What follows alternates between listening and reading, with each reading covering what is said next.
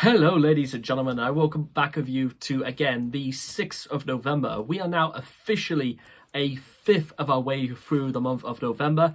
And I suppose I alluded to this the last time, but I may as well tell you guys the story of why the month of November is so important to me. Now, this is something that I'll relay later on when I talk about my story of my final year in secondary school. But I feel like I want to talk about November very specifically because this happened to me, I'd say about 7 years ago, coming to this date. Now, let me give you some context. It was during year 13. I was older, one of the oldest in the school, and I was 17 at the time, and I was not exactly going through the best of times. Like, my nan had died about a month prior. Everybody was just kind of doing really their own thing, and so like it seemed as if for some reason there didn't seem to be enough really going for me at this time, because I don't know, I wasn't really being invited to parties. A lot of my friends were doing their own shtick. Everybody seemed to be living their own lives, and everybody was so involved in not just their own lives, but in everything else, that the sort of things that I would probably want to have been involved in quite a lot more. And especially at that age where a lot of people were, getting offers from university, and those who were thinking about moving on to, college or university. And then, of course, there were those who were, like I said, turning 18, and they were starting to drink probably for the very first time, or at the very least, of being the legal age to start drinking. I can't say how many people did drink. I really couldn't tell anything like that, but I would hear people getting offers from Cambridge, a lot of them getting offers from Leicester, a lot of places down south, some places in Scotland. I think one or two people got into Cardiff as well, but I would have to double check this. And I don't know, I'd already been given an offer because me and my father, we travelled all the way down to Cambridge to apply for Anglia Ruskin, which unfortunately they turned me down. I'd still had they were still considering my offers from from LSA, the London School of Arts, which turned me down a couple of months later. I still had Leeds Beckett to consider my offer, which they eventually turned down. And there was only one university that was sort of like open, really well, and that was Northumbria University. And well, the least said about that, the better, for when my open day came around for that. But that wasn't much until either mid-January or mid-February, I think, was when I did the open day. I know it was on a Thursday, for whatever that's worth. So the point was, I was doing. I was not particularly enjoying my photography course that much. I didn't really enjoy it that much throughout year 12, but now that I was in year 13 and I was allowed to do architecture work, I had to make a decision in terms of, like, I had all of this work, and I thought, screw it, I may as well get in, just finish, just do it, just something to fill in the time on a Sunday evening, if that made sense. What I discovered after doing 30 minutes of work, that, I think there is something to be said about this, and I elaborated, because a lot of my the things I'd spent doing, because I spent a lot of time in early September and in October as well, going into Newcastle, going into town, and doing a lot of photography work there. And I thought, well, since I have all this, I may as well talk. And before I knew it, ladies and gentlemen, 2 hours had passed, and not only was I doing all the work, I was way more productive in that Sunday evening than I was throughout the whole of my first year of doing year 12 photography. I was way more involved in my work. I felt way more satisfied. I felt way more like, this is working. This is what I needed to do. And this is what I was wanting trying to get to do all along. But for one reason or another, just things usually didn't go according to plan the first time, probably because I was inexperienced at doing photography.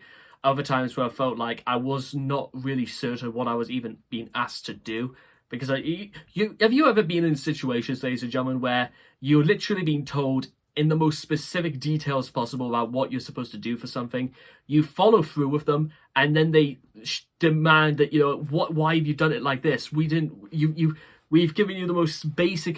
They lambast you even after you did exactly what that you told them. It's like, but Mr. Krabs, I'm only doing what you said. You know what I mean? It was like one of those. That was like a lot of year 12 was a lot like that. But in year 13, I don't know if it was just because I was like pick of the school. Me and the rest of them were like pick of the school. We were older, and we were just sort of like we had to make the decision and all that fun stuff. So, I continued all the way through that night, and at school the next morning, because this was during the second week where we had the timetables, and we had week 1 and we had week 2.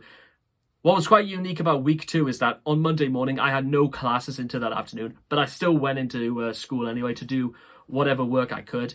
And I was storming through a lot of my stuff. I stormed through all of my photography work in in the photography classroom where we had access to Photoshop.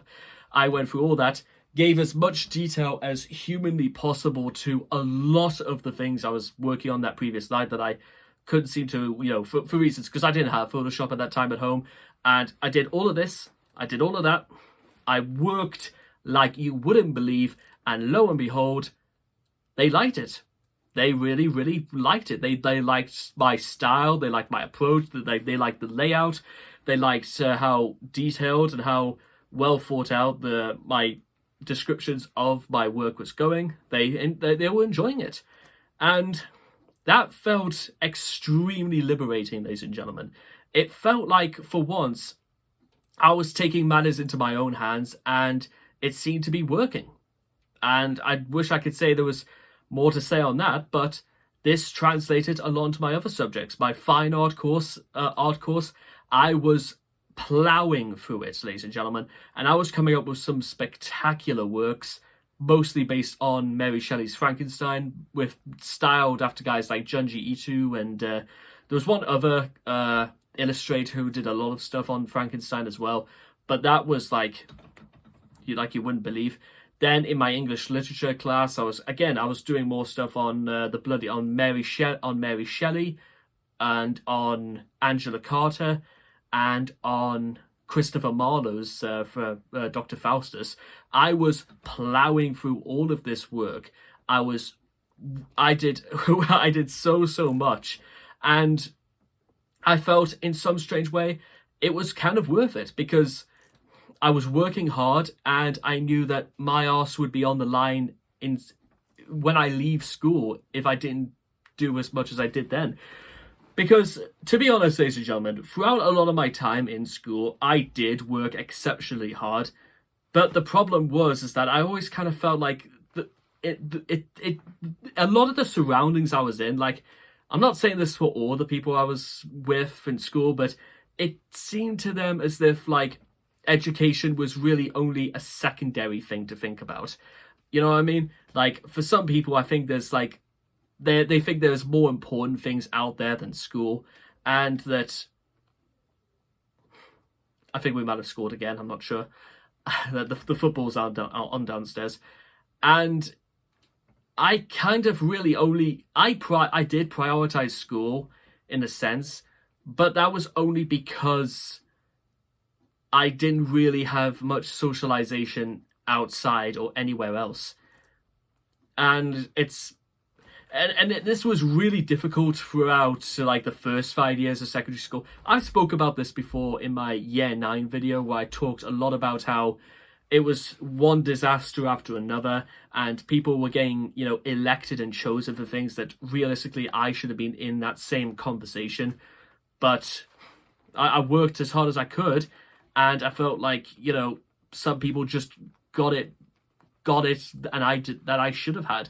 And some things were literally based down to luck and not down to any academic. And this is the thing I want quite a lot of people to understand, is that sometimes in school they will praise you for, academic achievements. They will encourage you to work harder. But I think the only way and this is something that happened a lot in year 11, in my opinion. Now, year 11 was it was the worst time at school. But to be honest, all that mattered to me was just getting to the end of it, because from beginning to end, all anybody ever had to talk about was exams. I'm not joking, ladies and gentlemen. There was standardized tests were every 4 weeks when I was in year 11. And I only found this out a couple of weeks ago, and forgive me if there are any teachers watching this right now, especially in the UK. I do apologize for what I'm going to say next. But the only reason we were being badgered left and right to do well in exams was not because the staff wanted us to do well. I think the very last thing that's on the minds of any member of staff at school was wanting us to do well. The only thing they were concerned is making sure they were not falling out of a job. I think that's the only reason why we were being pushed as hard as we could. And again, I know what you're probably saying to yourself. You know what?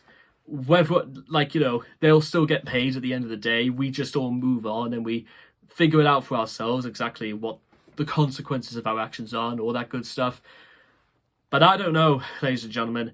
I suppose it was just the attitude. I mean, the attitude amongst some of the kids I was at school is one thing, but the attitude among a lot of the staff as well is something I'm really now starting to question in my mind as well. Because now that I think about it, I don't think it was all the kids' fault. I don't think I really had much fault myself, because I don't know, you just had to sort of be there. And so if there were some of the people who went to school that the same school that I went to, they might possibly relent to this as well. But yeah, there's something about the way things were done. The way they said, teachers are not your friends or anything like that.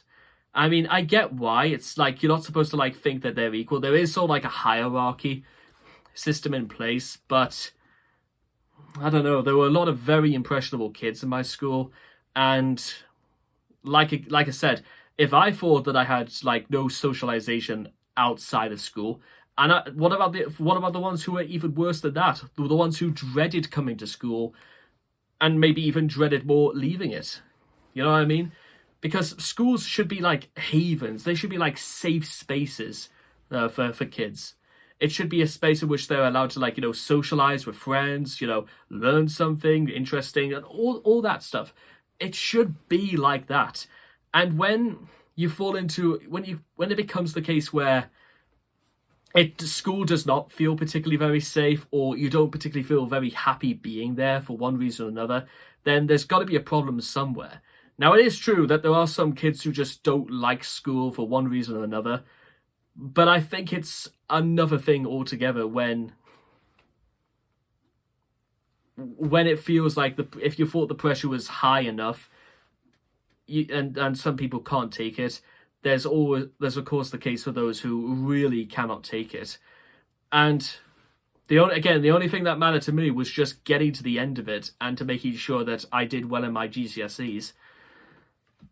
And again, I have to go through the very, very conflicting idea that people like Jeremy Clarkson suddenly saying that, it doesn't matter if you pass your GCSEs or not. He didn't do very well in his GCSEs, but he succeeded regardless. Now, the only things I want to say about that is that it's all well and good for people like Clarkson to start saying that, but who is Clarkson started saying on behalf of my generation that went through GCSEs? Not everybody has superbly, massively rich mothers like Jeremy Clarkson had. Not to mention that, Clarkson's level of arrogance as well is, his ignorance is one thing, but the way he badgers on and on about what, because again, to say about, the things about it doesn't matter if you do well in school, and it doesn't matter if you do well in your GCSEs, but what happens, ladies and gentlemen, for kids, and I'm not talking about the kids who think school is secondary, that's one thing, but what about on the other end of the spectrum? What if people thought school was the only thing that was worth more than any life itself? Why? What about the parents who pester and helicopter and bully children into doing well? That is a very different matter entirely, because you've got to wonder what it's like for kids in that field, and those who either get top grades or nothing. How on earth did they put up with something like that? Now, again, I was lucky that I was never really like, I was encouraged to an extent, but I was never like, I want to say the word threatened to do well. I think that's the correct, the way I want to put it. And then finally, well, just to bring this back to year 13 for a second, is that it was the first time in like a very long time I had this feeling come over me, and that was I was using my initiative. I was putting with my hard work ethic, along with taking control. I felt all of those things culminate into what I was doing in school at that time, and I was being rewarded for it. And that's why, ladies and gentlemen, I think it's very important to have a combination of all those things: a superb work ethic, a superb attitude, a superb disciplined mindset, and a startling array of like creativity or originality, or rather, seeing it as a perspective. I've always seen my Asperger's as literally nothing more than a gift, because again, I think it's given me the biggest advantage that some people would be craving for. You don't just spend the best part of a year and a half writing premises and writing ideas and concepts for 10,000 stories and not expect that to be influenced by something. There's got to be something that comes together to give you the ideas for that sort of thing. Meanwhile, ladies and gentlemen, this all happened in November. Usually the month that like people sometimes dread more than January. It's the darkest month of the year. Christmas is still such a long way away. It's actually 49 days away, 7 weeks today.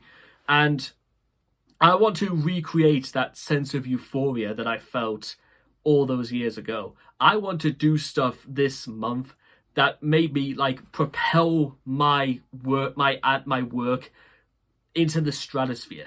That's what I want to do this month. And it's what I've been trying to recreate for the last part of 7 years. And that's why, even though we're only 6 days into it, we'll be a whole week tomorrow. And what I want people to emphasize is this: if I want to have this much in me going into the rest of every month. I want this to continue because I have got so much to work on for the next couple of weeks, and probably for the next year and a half, to be honest. And I've got to make it work. I can't give up, ladies and gentlemen. And if you wanted a reason why, you want to do well, just remember, it should be for you. It shouldn't be for other people. For once, you should consider yourself.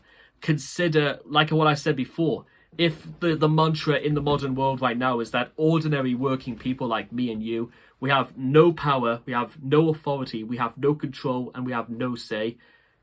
Those 4 things, ladies and gentlemen, are what I am trying to fight back for. I want power in my life. I want authority. I want people to assess the things I say and the things I do as though they actually matter. I want control. I want to take control of my own life again. And I want my say. I want to stomp my foot so deep into the ground that I will not be shifted.